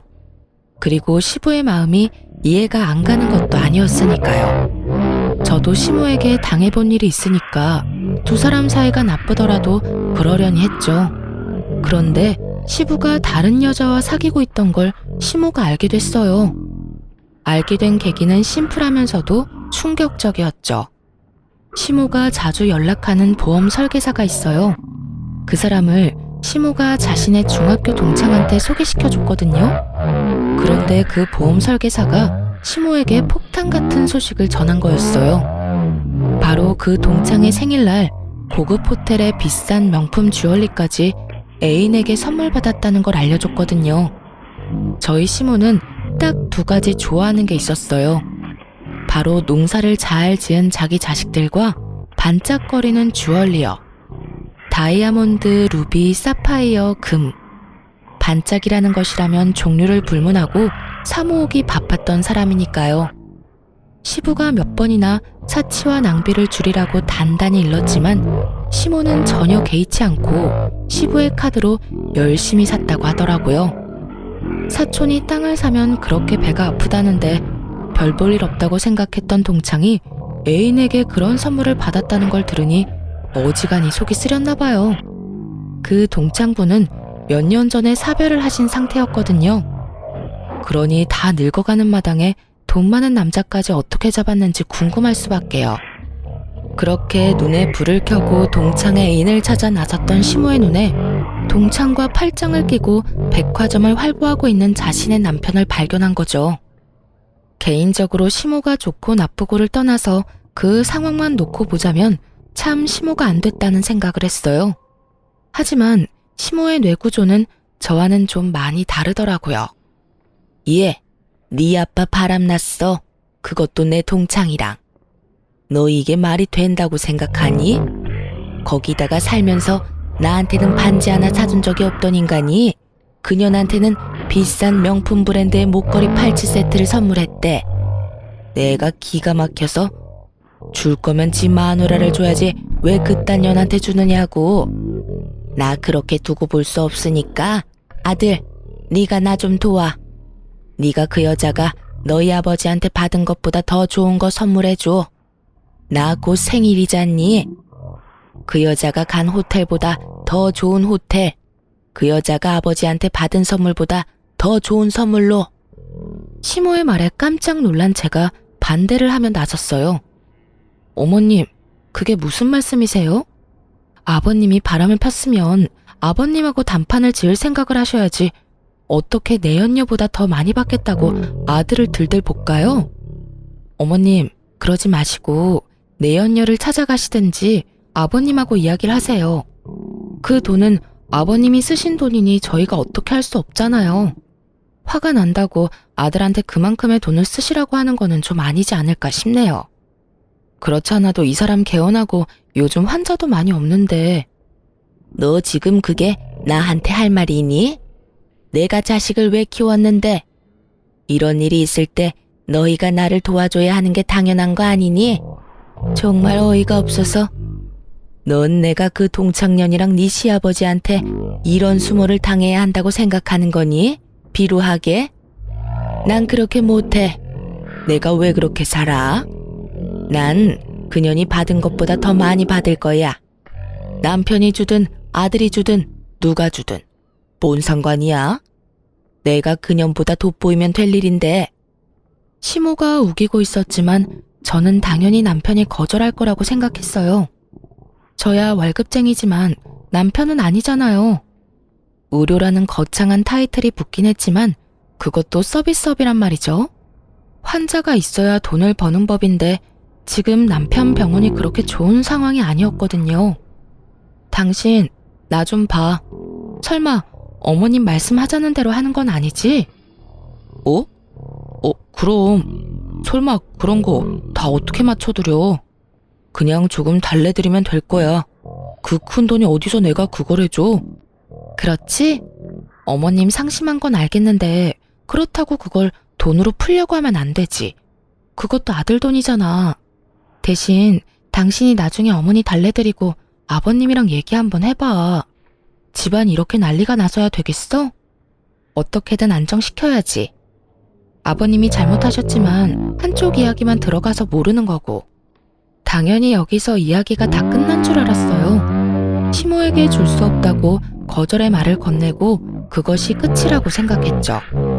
그런데 시모 생일이 지난 다음 날 시모가 카톡 프로필 사진에 엄청나게 화려한 생일 파티 사진을 올렸더라고요. 활짝 웃고 있는 시모가 몸에 걸치고 있던 장신구들은 아무것도 모르는 제가 봐도 엄청나게 비싸 보이는 물건들이었어요. 놀란 제가 남편에게 전화를 했어요. 어머님 카톡에 올라온 사진 봤어? 그거 뭐야? 혹시 당신이 해드린 거야? 그거 그렇게 비싼 건 아니야. 엄마가 울면서 나한테 매달리잖아. 그래서 내가 해드렸어. 당신이 무슨 돈이 있어서? 당신이랑 같이 모은 돈 있잖아. 야, 그게 어떻게 같이 모은 돈이야? 그거 우리 아버지 유산 남은 거잖아. 미친 거 아니야? 그 돈이 어떤 돈인데 그 돈을 써? 벌써 쓴 걸 어떡해? 그리고 넌 우리 엄마한테 그 돈 쓰는 게 그렇게 아까워? 엄마 울고불고 아버지한테 배신당해서 힘든데 그거 하나 못 해주냐고. 이게 어디 헛소리야? 돈 쓰고 싶으면 네 돈을 써야지. 그리고 막말로 아버님이 바람 피워서 힘드신 거야? 아니잖아. 아버지 내연녀가 비싼 거 받으니까 그것 때문에 화나신 거지. 하긴 누가 뭐 때문에 화내든 내 알 바 아니지. 돈 다시 돌려놔. 안 돌려주면 나 절대로 가만히 있진 않을 거야. 한 달 내로 통장 잔고 원상복구 해놔. 제 명의로 된 통장에서 돈을 어떻게 뺀 건지 알고 나서부터는 이혼을 해야 하나 심각히 고민하게 됐어요. 제가 자는 동안 지문으로 제 폰 열고 들어가서 이체시켰더라고요. 이틀에 걸쳐서 이체 내역 문자로 날아온 거는 다 삭제시키는 치밀함까지. 부부 사이라도 범죄는 범죄잖아요. 그런데 더 웃긴 일이 생겼어요. 제게 사과 한 번 안 하던 남편놈이 시모와 함께 제 눈치를 살살 보며 저를 찾아왔더군요. 그러고는 저를 부엌으로 슬쩍 데리고 가더니 말하더라고요. 여보, 나 당신한테 할 이야기가 있는데. 2천만 원 못 갚겠다는 이야기 할 거면 나가. 그게 아니고 돈 좀 빌려줄 수 있을까? 뭐? 무슨 돈? 나한테서 가져간 돈 말고 또 빌려달라고? 엄마가 내 카드로 쇼핑을 좀 했는데 갚을 수가 없어서. 얼마나? 어머님한테 카드는 왜 줬어? 아버지가 카드 끊는 바람에 내 거 줬지. 1,000만 원은 필요한데. 미쳤어? 꽥 소리 지르는 통에 시모가 부엌 쪽으로 오더군요. 여태껏 시모 얼굴이 좋았던 적은 없지만 그날은 정말 뺨이라도 갈기고 싶을 만큼 보기 싫은 얼굴이었어요. 너 우리 아들한테 이게 무슨 짓이야? 미쳤냐니? 내가 우리 아들 얼마나 애지중지 키웠는지 몰라? 그리고 너는 돈도 잘 번다는 애가 이 정도로 돈도 못 갚아줘? 언제는 나더러 대단한 인재인 것처럼 말하더니 너도 별 볼 일 없는 애였네. 어머님, 지금 이 사람이 갖다 쓴 돈이 얼마인지 알고는 있으세요? 저번에 호텔이랑 장신구들 산 돈도 남편 돈이 아니라 제 돈이었어요. 그런데 이번에 또 돈을 빌려달라고요? 전 그렇게 못해요. 저희 아버지 유산으로 받았던 2천만 원 갚기 전까지는 아무것도 못해줘요. 아이고, 그래서 우리 아들이랑 헤어지기라도 하게? 차라리 잘 됐네. 그래, 응? 네가 감히 의사 남편을 어디 가서 만나겠어? 우리 아들이 너 불쌍하게 생각해서 만나준 거야. 그런 주제에 뭐가 어쩌고 좋지? 지가 대기업 다닌다고 아주 시어머니를 물로 보나 본데 나도 너 같은 며느리 두고 싶은 마음 눈꼽만큼도 없어. 시모에게 심한 말을 듣고 있는데도 남편놈은 멀뚱멀뚱 저와 시모를 쳐다보고만 있더군요. 결국 열받은 제가 남편에게 화냈어요. 이게 당신 뜻이야? 어머님 앞세워서 돈 1,000만 원 나한테 빌려가겠다는 게 당신 생각이냐고. 내가 자고 있을 때 내 지문으로 몰래 돈 꺼내간 것도 그렇고 내 돈 함부로 사용하는 것도 그렇고 도저히 생각해봐도 답이 안 나와. 혹시 당신 나하고 이혼하고 싶어서 이런 짓 하는 거야? 그러면 계획대로 잘 됐네. 당신이 하는 행동들 이제 이해하기조차 싫으니까 그냥 깔끔하게 이혼해. 여보, 갑자기 이혼이라니. 별일도 아닌 걸로 무슨 이혼이야. 갑자기가 아니지. 네가 한 짓을 보고 말해. 그리고 네 엄마가 쓴 돈 정도는 네가 알아서 갚아. 마누라한테 손 벌리지 말고. 너 그걸 지금 말이라고? 그런다고 우리가 무서워서 벌벌 떨 줄 아니? 두고 봐라. 누가 더 손해인지. 네가 우리 아들하고 이혼하고도 좋은 남자 만날 수 있을 거라고 생각해? 네 주제를 알아. 너 같은 년은 죽었다 깨어나도 우리 아들 같은 남자 못 만나. 마음대로 생각하세요. 자는 동안 마누라 재산 몰래 빼돌린 인간이 제대로 된 인간일 리가 있겠어요? 그런 행위를 범죄 행위라고 하거든요. 저도 마누라 돈 빼돌리는 남편 필요 없어요. 그렇게 저는 남편과 이혼 소송에 들어갔어요. 그리고 소송이 진행되면서 저는 부채 관계를 명확히 하기 위해 남편에게 결혼 전에 빌려준 개원자금 5천만 원과 시모 생일에 몰래 쓴 2천만 원을 돌려달라고 했어요. 그런데 남편은 이혼 소송을 하고 있는 와중에도 무례하게 찾아와 저를 설득하려 했었어요. 여보, 당신이 좀 이해해줘. 내가 돈 그렇게 쓴 거는 미안해. 정말로 미안하다고 생각하고 있어. 하지만 그렇다고 우리 엄마가 나쁜 마음에 그런 건 아니잖아. 나도 나쁜 의도로 그런 거 아니고. 그냥 어머니가 아버지한테 배신당하면서 생긴 마음의 상심을 덜어주려고 한 것뿐인데. 자기 합리화하려는 남편 놈을 째려봤어요. 물론 내가 잘못하긴 했지. 그러니까 여기 와서 당신한테 빌고 있잖아. 나 정말로 수중에 돈이라고는 없어. 그러니까 이혼 소송 없던 걸로 하고 2천만 원도 천천히 갚는 걸로 하면 안 될까? 내가 왜? 나 이혼할 거야, 당신하고. 당신은 나랑 이혼할 마음도 없으면서 어떻게 사람 자는 동안 남의 재산 빼돌릴 생각을 했어? 당신이 한 짓이 무서워서라도 나는 이혼해야겠으니까 이런 이야기 할 거면 나 찾지 마. 여보, 내가 이렇게 빌게. 다시 생각해봐, 응? 저는 절대로 이혼을 번복할 생각이 없었어요. 남편보다도 시모 때문에요. 시모가 시부와 싸우고 저희 집에 들어왔거든요. 저는 남편과 이혼 소송 시작하면서 친정으로 거처를 옮긴 상황이었고요. 제 이혼의 중요한 한 축을 담당하는 시모와 어떻게 같이 살 수 있겠어요? 다시 생각을 왜 해? 내가 다시 생각하면 지금 그 집 들어가서 시모 모시면서 살아야 되는 거 내가 모를 줄 알아? 나는 시모 통장 노릇은 둘째치고 시어머니 수발까지 들고 싶은 마음은 요만큼도 없어. 그러니까 나 설득하려고 하지 마. 여보, 나 진짜 안 좋은 상황이야. 병원은 계속 적자고. 어머니 씀씀이는 날이 갈수록 커지고 있어. 이런 상황에 당신한테 7천만 원에 우리 사는 집까지 나누고 하면 정말 남는 거 단 하나도 없다고. 돈이 왜 없어? 당신 진짜 웃기네. 집에 얼마 전에 가득 들어오지 않았어? 그게 무슨 말이야? 아무것도 모르는 듯 반문하는 남편에게 저는 아주 좋은 정보를 하나 알려줬어요. 시모를 엿먹일 수 있는 아주 좋은 정보. 당신 어머님이 가득 모아놓은 주얼리들 있잖아. 그거 다 팔면 못해도 몇 천만 원은 훌쩍 넘어. 몰랐구나? 제 말에 남편 놈 눈빛이 반짝 빛나더군요. 돈 없으면 그거라도 팔아서 주면 되잖아. 어차피 돈 쓴 건 어머님이니까 어머님이 갚아야 하지 않겠어? 근데 그거 얌전히 주시려나 모르겠네. 친아들 마냥 아끼고 있으니. 이 정도 말하면 알아들었을 거라고 생각했어요. 솔직히 이런 이야기 해주고 싶지는 않았는데 저는 받아야 할 돈이 있었고 절대로 손해보고 싶지는 않았거든요. 게다가 무엇보다도 시모를 용서할 생각도 없었고요. 그래서 슬쩍 이야기를 흘렸죠. 역시나 제 말을 제대로 알아들었는지 남편은 며칠 뒤 제 뒤통수 치고 가져간 2천만 원을 바로 마련해서 통장으로 넣어주더군요. 얼굴에 기름기가 좔좔 흐르는 것이 큰 돈을 마련한 것 같더라고요. 다행이네. 이해력은 나쁘지 않아서. 일단 2천만 원은 해결됐고 나머지 5천만 원도 빠른 시일 내에 해결해. 이혼 전에 잡다한 거 싹 정리하고 싶으니까. 걱정 마.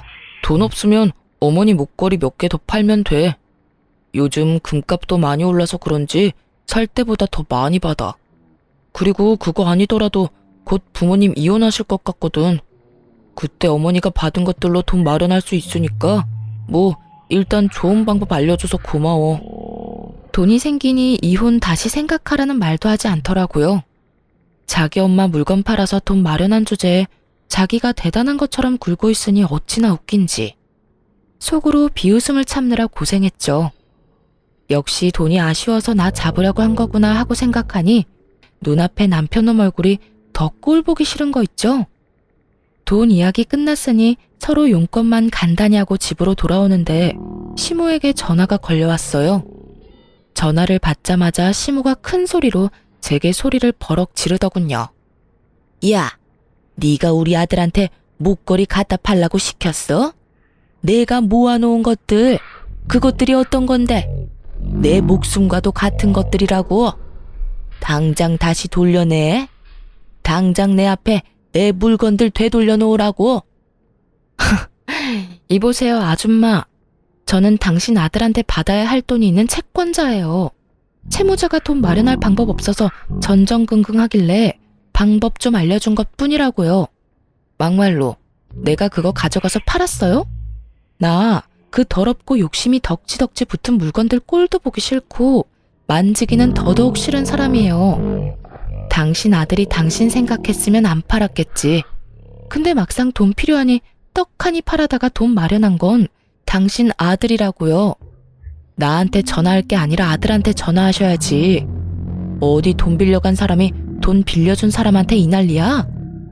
너 이 어린 년이 나한테 지금 뭐? 내가 너 가만둘 줄 알아? 대한민국의 얼굴 못 들고 다니게 만들어줄 거야. 멀쩡한 얼굴로 직장에 못 다니도록 만들어줄 거라고. 어이가 없어서.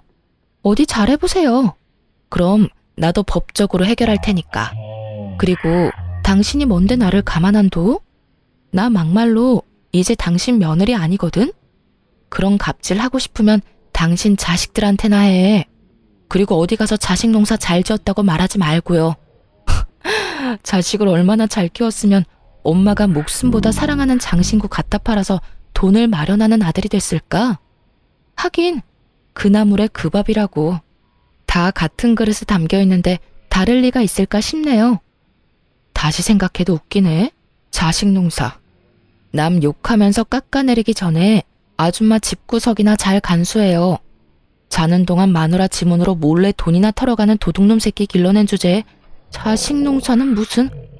그 집 농사 다 망했네요. 마누라뿐만이 아니라 농부까지 잡아먹으려고 하는 거 보니 제 말에 시모는 곧 넘어갈 것처럼 꺽꺽대며 숨을 크게 몰아쉬더군요. 너 이런 짓 하고도 내가 아주 자기 분노를 이기지 못하고 괴물처럼 괴성을 내지르는 시모의 목소리에 저는 콧방귀나 꼈죠. 그렇게 사자가 달린 직업 가진 자식 자랑하면서 우리 집더러 급이 많니 안 많니 헛소리 짓거리던 시모가 결국 그 자랑스러워하던 자식에게 뒤통수를 거하게 맞았으니 얼마나 웃긴 일이에요. 남의 돈으로 상대방에게 과시하면서 즐거운 시간 보낼 때는 자기도 피해자가 될 거라는 생각은 한 번도 해본 적 없었을 거예요. 그렇지만 남편놈 보세요. 코너에 몰리니 부모고 뭐고 못 알아보고 자식이 돼서 부모가 말도 안 되는 짓 저지르면 말릴 생각을 해야지 거기에 편승해서 후회할 짓을 하는 게 말이 되나요? 어쨌든 저야 돈 받았고 그 다음 5천만 원은 결혼 전에 써둔 차용증이 있으니 받을 수 있을 거라 기대하고 있었어요. 뭐 남편도 돈 없으면 이번에도 시모 재산 팔거나 개인 신용대출 받아서 줄 것 같아서 걱정 안 했어요. 그렇게 남편과 이혼 소송이 끝났어요. 아직 어린아이의 양육권과 친권은 당연히 제가 가져오게 됐고 이 이혼이 시모의 행동과 남편의 손버릇 때문이었으니 제가 위자료를 받게 됐어요. 그런데 제 이혼이 확정된 시기에 시모도 시부와 이혼하게 됐어요. 전 남편이 시모가 받을 재산 분할에 아주 신경을 바짝 쓰고 있더군요. 그거 결정돼서 나오면 저한테 5천만 원과 위자료 주고 깔끔하게 헤어지자고요. 부모 돈을 자기 돈처럼 생각하는 놈을 보니 얼마나 웃기던지. 그런데 희희낙낙 아주 즐거운 시간을 보내던 전 남편이 몇 달 뒤에 그늘이 한껏 드리워진 얼굴로 저를 찾았어요. 그리고는 제 앞에서 또 무릎을 꿇고 빌더라고요. 여보, 돈 조금만 더 늦게 마련해주면 안 될까? 지금 상황이 크게 좋지가 않아서. 그건 당신이 알아서 해야 할 일이지. 돈 갚을 수 있다면서 호언장담할 땐 언제고 이제 와서 이래? 분명히 부모님 이혼하면 돈 생긴다고 하지 않았어? 그런데 갑자기 왜 돈을 못 갚겠다는 건데? 위자료는? 양육비는? 안 되면 분할 납부라도 해. 나도 일이 이렇게 될 줄 몰랐으니까 그러지. 아버지 재산이 좀 있는 데다가 아버지가 바람 피워서 이혼하는 거라 당연히 엄마한테 재산 분할돼서 올 거라고 생각했지. 그걸로 당연히 급한 내 사정부터 해결하려고 했고. 그런데 아버지 재산의 대부분이 없어졌더라고. 상간녀 앞으로 아버지가 벌써 오래전에 옮겨놨던 거야. 게다가 더 웃긴 건 뭔지 알아? 우리 엄마가 아버지 카드로 사들인 주얼리 있지? 그거 귀금속들도 재산 분할 대상에 들어가더라고. 결국 엄마가 가진 귀금속들 때문에 도리어 재산 분할에서 엄마가 불리해지더라고. 그렇게 많이 사모았는지 몰랐어. 그래서 지금 우리 엄마한테 남은 거라고는 지금 사는 집 전세금 일부 정도고, 그거라도 남기려면 엄마가 가진 물건들 팔아서 아버지에게 도리어 돈을 더 줘야 할 판이야. 더 환장할 일은 아버지가 이혼 사유로 그 귀금속 사들이는 데 든 돈과 엄마 낭비벽을 콕 집어 말하는 바람에 위자료도 원하는 만큼 못 받게 됐다는 거야. 남 보기에 부끄러워서 이거 어디 가서 하소연하지도 못해. 솔직하게 말하자면 시부모의 이혼이 시모에게 좋은 방향으로 돌아갈 거라고는 생각 안 했어요. 시부에게 불리한 상황이지만 그만큼 시모의 낭비벽도 대단했으니까요. 그래서 처음부터 남편 계획대로 될 것 같지는 않더라고요. 그런데 머리를 쥐어뜯으며 짜증을 삭이며 말하는 전 남편을 보니 솔직히 어이가 없더군요. 자기 이혼 위자료와 부채를 해결하려고 시모를 이용하려고 한 놈이 시모가 받을 돈이 많지 않다는 걸 알고서 짜증을 내다니. 그래서 지금 당신 부모님 이혼이 당신 생각대로 되지 않아서 내 돈을 못 갚겠다는 이야기야? 당신이나 당신 어머니나 똑같네? 당신이 쓴 돈이야. 그럼 당신이 갚아야지. 그걸 어머니 재산에서 빼내려고 하는 거 보니 참 기도 안 차네. 어머니 돈이 당신 돈이라고 생각하는 건 아니지? 당신 어머님도 이런 자식 두고 어디 가서 자식 농사 잘 지었다고 말하기 곤란하겠네. 나 같으면 엄마 낭비벽부터 잡을 거야. 어차피 당신 어머님이랑 지낼 거 아니야? 두 눈 뜨고 코 베이지 말고. 어머님이 당신 사정 봐주는 줄 알아? 당신이 어머님 사정 안 봐주는 것처럼 어머님도 똑같은 생각할 거라고는 생각 안 해봤어? 어머님이 무슨 생각하는지 내 눈에는 이렇게 훤한데. 분명히 이혼해서 졌다고 생각하고 있겠지. 그러면 어떻게 될 것 같아? 나라면 전처한테 와서 애언을 할 게 아니라 너네 엄마 고삐부터 쪼아댈 거야. 분명히 그 내연녀한테 졌다고 생각하고 또 엄청난 사치 낭비하면서 다른 사람들한테 과시하려고 할 테니까. 당신은 자식이면서 그런 것도 몰라? 제 말을 들은 남편이 푹 숙이고 있던 얼굴을 번쩍 들더군요. 그 눈빛에 고인 불안함을 보니 본인도 감이 온 것 같더라고요. 내연녀가 생일에 고급 호텔에 비싼 주얼리를 받았다는 이유로 아들을 들들 볶아서 2천만 원을 개어내게 만드는 엄마인데 이혼해서 졌는데 가만히 있겠어요? 절대로 가만히 있을 위인이 아니죠.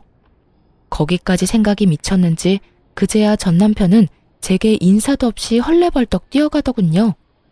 저런 인간이 어떻게 의사가 됐는진 모르겠지만 이거 하나는 확실했어요. 시어머니가 자식 농사는 참 조져놨다는 거요. 그러고서는 얼마 안 돼서 남편이 저한테 5천만 원을 보냈더군요. 어떻게 이렇게 빨리 돈을 마련해 봤더니 돈도 안 되고 적자만 나던 병원을 팔았더라고요. 동네 자그마한 의원이긴 하지만 그래도 개원이라는 걸 소중하게 생각하던 남편이었는데 병원을 팔았다니 이제야 정신이 든 건가 싶기도 했죠. 개원이 포기하고 월급 받는 페이닥터로 일하고 있더라고요. 그리고 들려오는 이야기를 들어보니 시모의 고삐를 꽉 쥐고 있다고 하더라고요. 그 뒤로 시모가 낭비를 하거나 돈을 썼다는 이야기를 들어보지 못한 걸 보면 시모 숨통을 제대로 쥐고 있는 게 틀림없어 보였어요. 그러게 처음부터 정신 차리고 시모한테 안이 돌렸으면, 아니 시모한테 동조하지 않았더라도 이렇게 마누라랑 이혼하고 병원까지 팔 일이 있었겠냐고요. 그렇게 저와 남편의 이혼한 지 1년이 훌쩍 넘던 어느 날, 전 시모가 저희 친정집에 왔다는 전화에 친정으로 급히 갔어요. 엄마를 붙들고 다짜고짜 저를 찾았다고 하더라고요. 보게 해주지 않으면 아예 드러놓을 것 같아서 어머니가 저에게 연락을 한 거였어요. 아니, 아줌마 아들을 왜 여기서 찾으세요? 저 그 사람하고 이혼하고 남남된 지 오래됐어요. 거짓말 하지 마. 네가 우리 아들한테 뭐라고 한 게 틀림없어. 그게 아니면 우리 아들이 날 버리고 그렇게 도망갔겠냐고. 네가 중간에서 이간질한 거 맞지? 그렇지? 전 시모의 말을 듣는 순간 벙찜과 동시에 웃음이 났어요. 그 웃음을 참으며 되물었죠. 그 사람이 집을 팔고 도망을 갔다고요? 몰래? 그래. 멀쩡한 가족 파탄 내고 자기 인생 이 꼴로 만든 게 다 내 탓이라며 나한테 지랄 연병을 떨고 갔어. 네가 그런 거잖아. 걔가 그런 얘기 꺼낸 거 보면 네가 중간에서 뭔가 한 게 틀림없어. 제가 이유가 아닐 수도 있죠. 아줌마가 여태 그 사람한테 어떻게 했는지 생각해보면 답 나오실 텐데요. 내가 무슨 잘못을 했다고? 내가 우리 아들한테 얼마나 잘해줬는데. 그리고 세상에 나보다 불행한 사람이 어딨어? 남편한테 배신당한 지 얼마 안 돼서 이번에는 아들한테 배신을 당했잖아. 그러니까 늙음하게 손주 재롱이나 보면서 소소한 행복이나 챙기며 사실 거였으면 생일 잔치하겠다고 2천만 원이나 쓰게 만들지 말았어야죠. 그것 때문에 멀쩡한 아들 내외 이혼하도록 원인 제공하셨으면 얌전하게 사시던지. 뭐하러 나대서 이런 상황을 만드셨어요? 그리고 제가 그 사람한테 아줌마 집까지 팔라고 이야기했겠어요? 아니, 이야기를 했다고 쳐도 아들이 그렇게 효자고 어머니 위하는 자식이면 이야기 듣자마자 그게 무슨 소리냐고 화내고 절대 그런 일 벌어지지 않도록 조심했겠죠. 그런 이야기 한 적도 없는데 아줌마 몰래 집 팔고 도망간 자식을 탓해야지. 왜 여기까지 와서 애꿎은 저희 가족을 괴롭혀요? 이게 너 말 다 했어? 네가 지금 우리 아들이랑 이혼했다고 눈에 뵈는 게 없지? 전 시모가 제 머리끄덩이를 잡으려는 걸 저희 어머니가 말리며 전 시모를 강하게 떼어냈어요. 이 늙은이가 어디 와서 남의 귀한 딸한테 손을 대? 이제 우리는 그 짝이랑 영 상관없는 사람들이야. 내가 그쪽으로는 얼굴도 돌리기 싫은 사람이니까. 우리 딸 결혼하고 딸한테 그 수모를 주고도 딸 자식 마음 생각해서 아무 말 안 하고 참았는데 이제는 나도 한마디 해야겠네. 자식 농사 잘 지어서 좋겠소. 얼마나 농사를 잘 지었으면 자식놈이 엄마 버리고 도망을 가?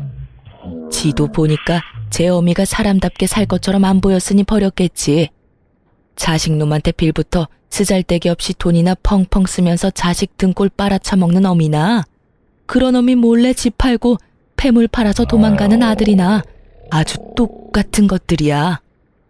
우리 딸이 이혼한 건 하늘이 도우신 일이야. 그러니 여기까지 와서 헛짓거리하지 말고 도망간 자식이나 열심히 찾아다녀 이 여편네야. 친정어머니는 그간 당했던 수모를 폭탄처럼 되돌려줬어요. 전 시모는 친정엄마의 말을 들으면서 입만 벙긋거리며 말도 제대로 못하더군요. 그렇게 내쫓으니 더 이상 저희에게 연락조차 하지 않더군요. 들리는 이야기로는 전 시모가 결국 전세금까지 다 아들에게 뺏기고 가지고 있던 폐물도 아들이 다 팔아버리는 바람에 땡전 한 푼 없이 신우한테 도움을 구하러 갔다고 해요. 그런데 신우가 그런 시모를 곱게 볼 리는 없죠. 아버지랑 이혼하면서 재산 찢어진 것도 화가 날 일인데 그나마 분할받은 재산도 지키지 못하고 아들한테 다 갖다 바쳤다면서 왜 자기한테는 돈 한 푼 물려주지 않았냐고 말이죠. 시모가 신우가 힘들어할 때마다 돈을 조금씩 마련해서 줬다는 걸 저도 잘 알고 있었는데 이제와 돈 없고 백 없으니 구박을 하며 못 살게 구는 것이 참 자식들이 왜 저리 컸나 싶더군요. 솔직히 신우 이야기 듣는데 아주 섬뜩하더라고요. 제 자식은 그런 인간들로 키우지는 말아야지 싶었어요. 자식 농사 잘했다며 자랑하던 시모는 결국 신우 집에서도 쫓겨나서 시모의 큰오라버니 집에서 겨우 몸만 의탁하며 지내고 있다고 하더군요. 이혼하고 재혼은 생각하지 않고 있어요. 한동안은 제 이혼 이야기도 하고 싶지 않아서 다른 사람들에게 얼버무렸지만 이제는 그런 상처들도 다 나아서인지 아니면 그 사람들이 그리 좋은 생을 보내고 있지 않아서인지 말하는데 부담이 크게 없어요. 제 사연은 여기서 끝입니다. 읽어주신 분들에게 감사의 마음을 전합니다.